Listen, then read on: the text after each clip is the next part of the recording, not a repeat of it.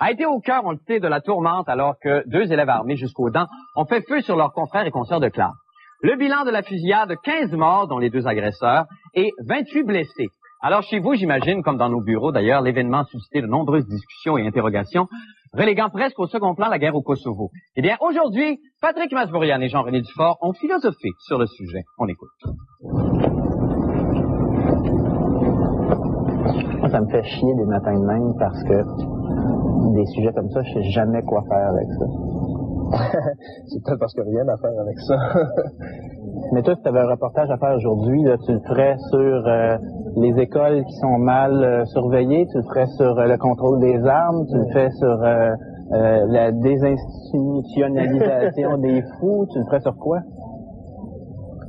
Je me demande si c'est pas en train de devenir une espèce d'hystérie collective. Il y a combien, il y a 200 millions de gars aux États-Unis? J'ai pas le chiffre, là, mais ça doit facilement être une arme par habitant.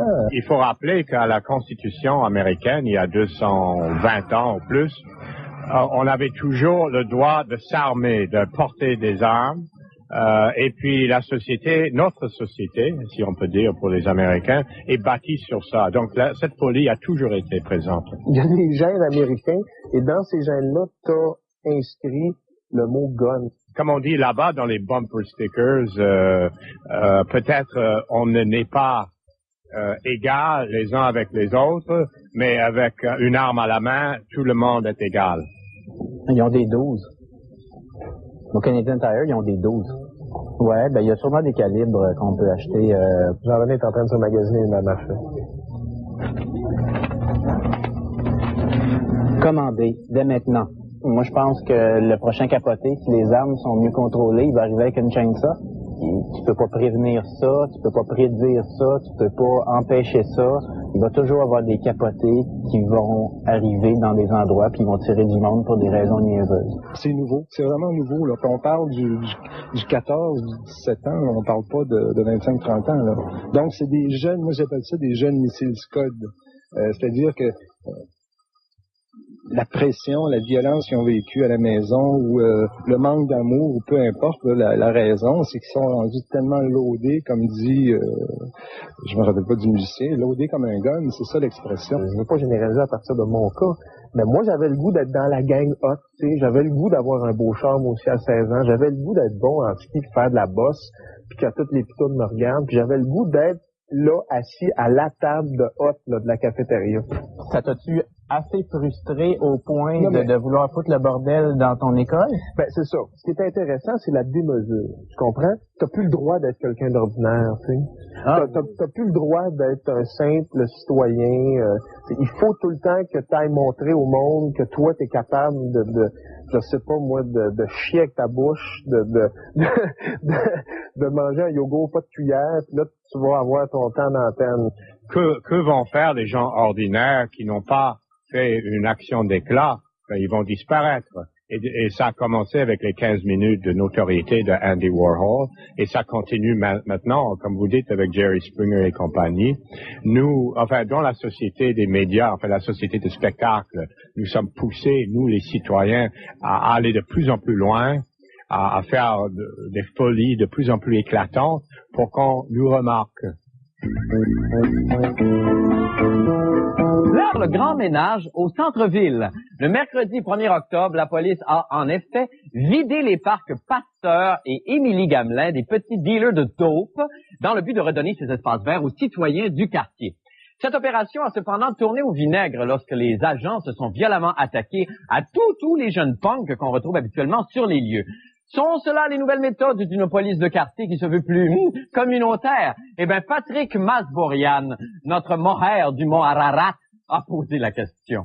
Qu'est-ce que vous êtes en train de faire, Constable? Qu'est-ce que vous faites? Qu'est-ce que vous êtes en train de faire, Constable? Non, on répond à un appel, monsieur. Dites-moi, Constable, c'est quoi la police de quartier? Vous travaillez pour qui? Je travaille pour la fin du monde est à 7 heures. Avez-vous une pièce d'identité? Une pièce d'identité? Qu'est-ce que je pense de la police de quartier? Non, pas qu'est-ce que vous pensez. Qu'est-ce que la police de quartier, ouais? La police de quartier, c'est faire en sorte de créer un rapprochement avec les citoyens. Attends! C'est d'être plus à l'écoute des citoyens, des commerçants, des partenaires. C'est faire en sorte de sortir de l'autopatrouille puis de rencontrer les gens de la rue. C'est ça la police de quartier, c'est être plus à l'écoute des gens, puis c'est rencontrer davantage de gens, c'est avoir une meilleure interaction avec la communauté. Bouge pas tes mains sur la tête, tes mains sur la tête. Est-ce que vous trouvez que la frappe qu'il y a eu le 1er octobre s'inscrit dans le concept que vous me résumez en ce moment? La frappe qu'il y a eu le 1er octobre, le 1er octobre, c'était quel jour sur le 1er octobre? À terre! À terre! C'est bien beau démanteler un réseau de trafiquants, on n'est pas contre ça non plus. Il n'y a aucun groupe communautaire, aucun travailleur de rue qui est contre ça. On n'est pas contre la vertu, c'est pas ça l'histoire. C'est qu'ils ont carrément débarqué au centre-ville, puis n'importe quel jeune qui avait un signe distinctif de marginalité a été pris, a été amené de la rue Sainte-Catherine, de la rue Maisonneuve jusqu'au parc Pasteur, menotté, ligoté, couché à terre dans la boîte, la face dans la piste de chien. Puis là-dedans, il y en avait peut-être une vingtaine qui faisaient du trafic, qui avaient une possession de drogue, mais tous les autres qui ont été couchés à terre, qui ont été traînés dans la boîte, qui ont été relâchés 15 minutes après. On se demande aujourd'hui si les policiers sont pas en train de contaminer l'intervention communautaire puis de biaiser la confiance que les jeunes ont ou avaient dans nous. La confiance n'a pas été violée. L'opération a été faite de façon, ça a été fait dans les normes, ça a été super sharp, excusez l'expression anglophone, là. Ça a été fait de façon très professionnelle. Nettoyer les rues de la marginalité, ça fait des années qu'on essaye ça. Non. Je pense que vous n'êtes pas d'accord avec ça. Non, ils n'ont pas compris. Hein. Ça peut pas être un journaliste pour... ils n'ont pas compris. Il veut pas... en tout cas. Bienvenue, chers confrères police, à cette vidéo d'initiation intitulée « La police, son cerveau et son gun ». Aujourd'hui, comme première leçon, nous allons vous apprendre comment utiliser cette patente-là et surtout comment identifier les cibles. Mais attention, il faudra réfléchir. Les policiers du SPCUM n'étaient pas chauds à l'idée hier soir de laisser les caméramans filmer leurs collègues qui venaient tout juste d'ouvrir le feu en direction d'un voleur. En résumé, voici les deux parties importantes du gun. Le bout par où ça tire et la gâchette ultra sensible. Il est important de bien maîtriser les deux. Les deux suspects venaient tout juste de commettre un vol de fleurs dans le stationnement du magasin Zellers de la place Newman à La Salle. Les plantes sont des objets contondants. N'hésitez donc pas à tirer quelqu'un qui vous menace avec une plante. It's a joke, no problem. Aussi, l'agent de la paix modèle ne doit pas, avec son gun, se fouiller dans les oreilles, dans le nez et se gratter le... Ah, puis laissez faire. Le patrouilleur qui a fait feu en direction du suspect est âgé de 25 ans et compte seulement une année d'ancienneté au sein du SPCUM. Donc, il n'avait pas compris toutes les fonctions de son gun encore. Il n'avait pas été instruit assez. Cherchez un moyen infaillible pour déneiger votre voiture? Eh bien, Transport Canada vous conseille de surprendre votre automobile pour la déglacer. On regarde ce que ça donne.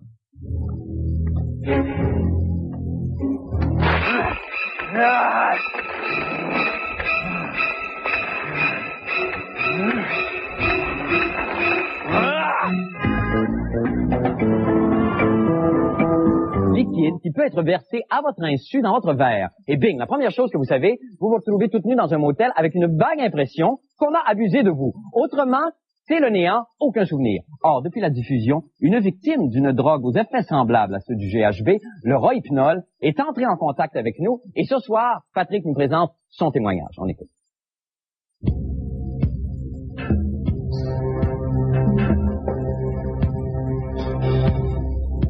Je suis allé dans un bar avec une de mes amies. C'est la première fois qu'on allait là. C'était juste pour prendre quelques verres. Puis, au cours de la soirée, la dernière chose que je me rappelle, c'est de dire j'ai assez d'argent pour aller au taxi. Après ça, c'est noir total. Jusqu'à quand je me réveille chez nous, le lendemain matin, vers je sais pas trop quelle heure. Puis là, les flashbacks ont commencé. Puis, les premiers flashbacks que j'ai eus, c'était j'étais chez quelqu'un, chez un inconnu que je connais pas du tout. J'étais nu. J'ai eu quelques flashbacks là-dedans, assez descriptifs. Puis, dans les peu de flashbacks que j'ai, ce que je peux me souvenir, c'est que j'étais impuissant. Je peux même pas bouger un bras. Je peux même pas, si on me demandait mon nom, dire mon nom. Il fallait que je prenne toute mon énergie pour pouvoir dire arrête. Si aucune victime ne se plaint, on ne peut pas enquêter. Pour nous, il n'y a pas de plainte qui a été formulée directement en rapport avec ces stupéfiants-là. Au même titre que d'autres drogues, on a des plaintes souvent et fréquemment sur des victimes qui ont été droguées ou endormies, ou peu importe comment le terme qu'on utilise, qui ils viennent se rapporter à la police, ils viennent faire prendre une plainte, puis la police commence l'enquête. Mais moi, ce que je vous dis, c'est que la victime dit, moi j'ai été drogué, mais par quoi?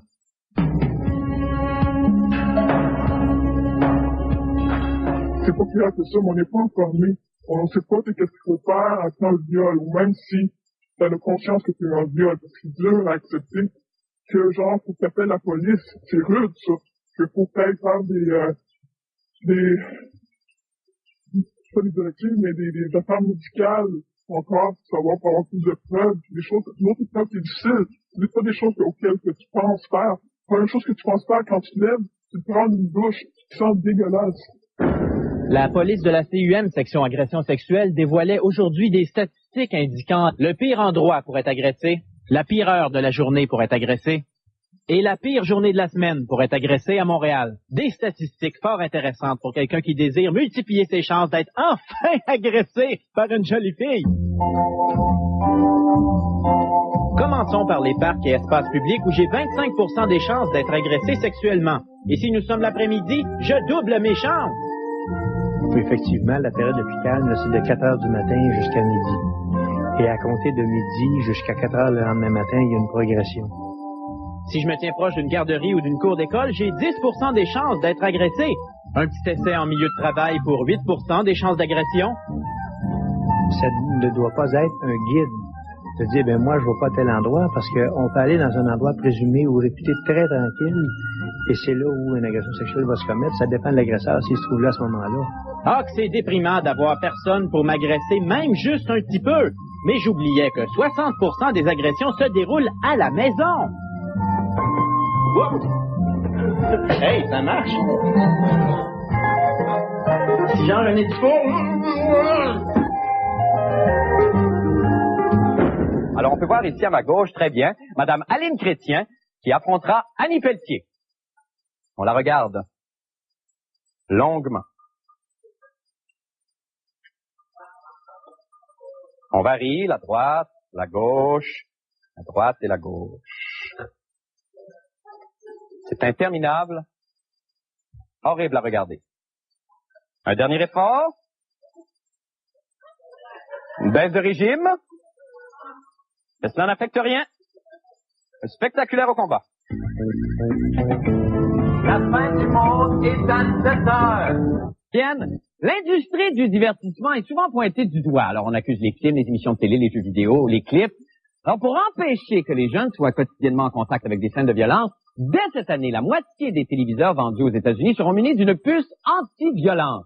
Il s'agit d'un microprocesseur capable d'identifier les émissions ayant un contenu violent et qui pourra, le cas échéant, ou bien éteindre le téléviseur ou encore changer le programme.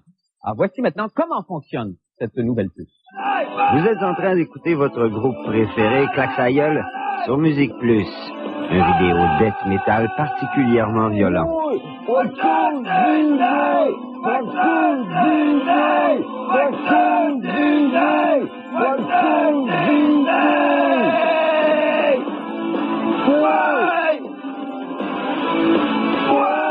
Puis soudainement apparaît une scène plus violente que les autres. C'est alors que la puce entre en action. Elle interprétera pour vous les plus grands succès de René Claude. Donc, c'est le début de temps nouveau. Librement, et moi je ne travaille presque plus, et c'est la terre perdue. Ce soir je et fais ce soir, je fais l'amour avec toi. Ce soir je fais l'amour avec toi. J'ai mis les tacs sur l'œillet et j'ai mis d'autres affaires aussi. Ce soir, je fais la puce anti-violence, avec toi. voilà l'invention du millénaire. Bonne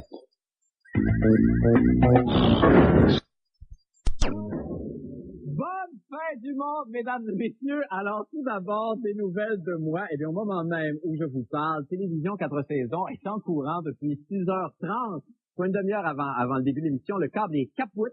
La moitié des personnes qui écoutent cette émission n'a pas d'électricité. Il y a aussi une autre moitié de notre auditoire qui n'a pas de pénis. Qu'importe si vous n'êtes que 3 ou 4, le spectacle doit continuer quand même pour toi, mon public. Tout de même, quelle ambiance feutrée que cette atmosphère, et ça me porte tout ça à la confidence. Alors, j'aimerais vous raconter un fait extraordinaire, mais néanmoins véridique, qui a marqué mon enfance. Ça, c'est Jacqueline, ma musique à bouche, dont je ne me sépare jamais. Alors, je devais avoir 6 ou 14 ans, j'étais à Pont-Vieux, et là, il y avait une tempête de verglas terrible. Il y avait des skidoo sur le pont Mercier, les femmes accouchaient dans les champs de patates. Bon, elles auraient pu se rendre à l'hôpital, mais elles insistaient pour aller dans les patates. Pourquoi? Oui, moi, la folie de la tempête, probablement. Donc, ma mère et moi étions partis booster Oncle Frison, que vous avez sûrement connu alors qu'il était vedette du duo de magiciens Anus et Frison. Alors, la vanne avait pris le champ et tous les décors d'Anus et Frison étaient dans le fossé, y compris l'accessoire le plus important de leur numéro, l'hideuse lampe à l'huile magique d'Anus. Alors, ma main essayait désespérément de survolter Frison, pendant qu'Anus se débattait dans le bois avec un caniche et une colombe dans ses culottes.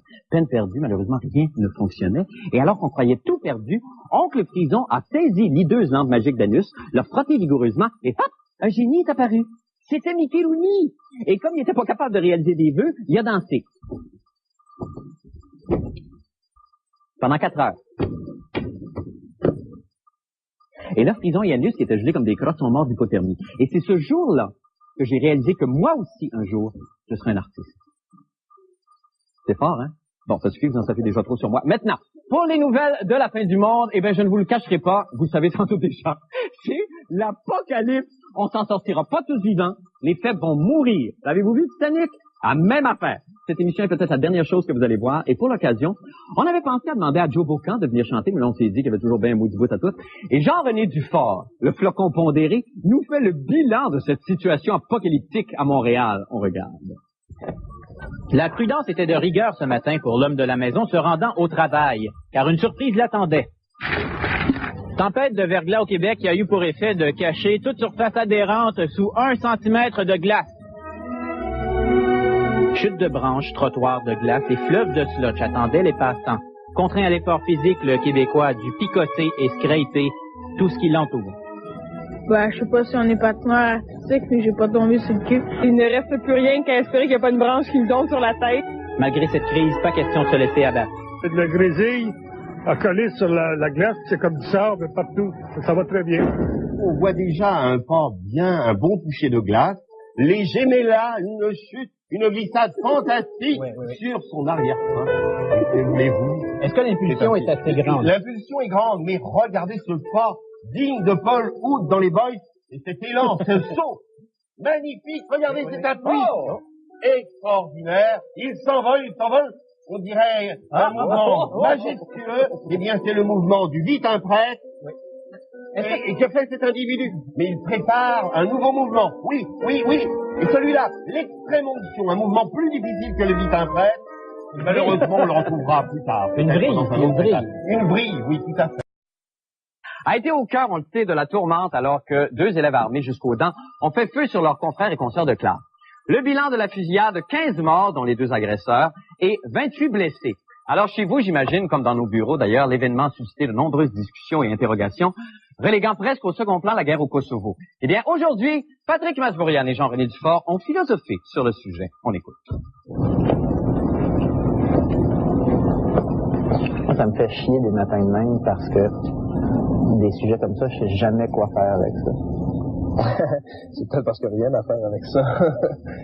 Mais toi, si tu avais un reportage à faire aujourd'hui, chien capoté, si les armes sont mieux contrôlées, il va arriver avec une chainsaw. Tu peux pas prévenir ça, tu peux pas prédire ça, tu peux pas empêcher ça. Il va toujours avoir des capotés qui vont arriver dans des endroits puis ils vont tirer du monde pour des raisons niaiseuses. C'est nouveau, c'est vraiment nouveau. Là. Quand on parle du 14, du 17 ans, on parle pas de 25-30 ans. Là. Donc, c'est des jeunes, moi j'appelle ça des jeunes missiles Scud. C'est-à-dire que la pression, la violence qu'ils ont vécue à la maison ou le manque d'amour ou peu importe la raison, c'est qu'ils sont rendus tellement loadés, comme dit, je me rappelle pas du musicien, loadés comme un gun. Lui, là, tu le ferais sur les écoles qui sont mal surveillées, tu le ferais sur le contrôle des armes, tu le fais sur la désinstitutionnalisation des fous, tu le ferais sur quoi? Je me demande si c'est pas en train de devenir une espèce d'hystérie collective. Il y a combien, il y a 200 millions de guns aux États-Unis? J'ai pas le chiffre, là, mais ça doit facilement être une arme par habitant. Il faut rappeler qu'à la Constitution américaine, il y a 220 ans ou plus, on avait toujours le droit de s'armer, de porter des armes. Et puis la société, notre société, si on... Ça l'expression. Je ne veux pas généraliser à partir de mon cas, mais moi j'avais le goût d'être dans la gang hot, tu sais, j'avais le goût d'avoir un beau charme aussi à 16 ans, j'avais le goût d'être bon en ski, de faire de la bosse, puis que toutes les pitounes me regardent, puis j'avais le goût d'être là, assis à la table de hot là, de la cafétéria. Ça t'a-tu assez frustré au point de vouloir foutre le bordel dans ton école? Ben, c'est ça. Ce qui est intéressant, c'est la démesure. Tu comprends? T'as plus le droit d'être quelqu'un d'ordinaire, tu sais. T'as plus le droit d'être un simple citoyen. Il faut tout le temps que tu ailles montrer au monde que toi, t'es capable je sais pas moi, de chier avec ta bouche, On peut dire pour les Américains, est bâti sur ça. Donc là, cette folie a toujours été présente. Il y a des gènes américains, et dans ces gènes-là, t'as inscrit le mot gun. Comme on dit là-bas dans les bumper stickers, peut-être on n'est pas égal les uns avec les autres, mais avec une arme à la main, tout le monde est égal. Ils ont des 12. Au Canadian Tire, ils ont des 12. Ouais, ben il y a sûrement des calibres qu'on peut acheter. Jean-René est en train de se magasiner une même affaire. Commander dès maintenant. Moi, je pense que le